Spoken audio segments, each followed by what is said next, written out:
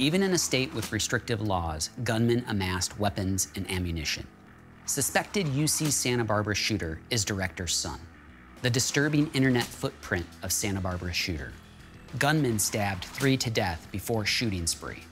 What do you think when you hear these headlines? If you're like most people, you think that someone with a gun perpetrated a horrific mass killing.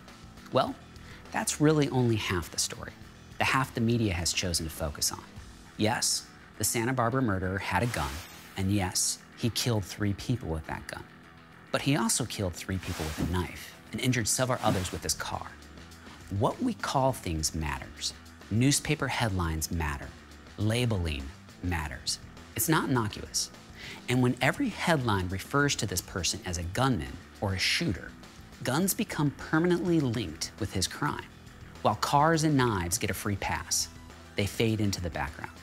He's a shooter first, a gunman first. Well, you know what I think? I think we should call him a killer first.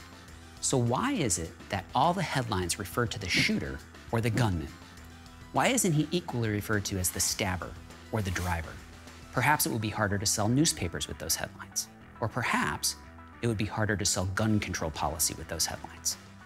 I think we gravitate toward the label gunman because it is more sensational. It's scarier. We have been conditioned to fear people with guns. The media reinforces this fear while simultaneously exploiting it. We have been conditioned to feel that guns, and gunmen in particular, are evils from which any decent person should recoil in horror. Well, guess what? I'm pretty sure I might be a gunman. Calm down, okay? It's just a word that means a man who is armed with a gun or skilled with a gun. I'm a shooter too. But do you know what I'll never be?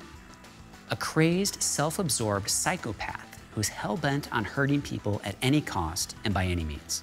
So let's call this guy what he really was. Killer, murderer, coward.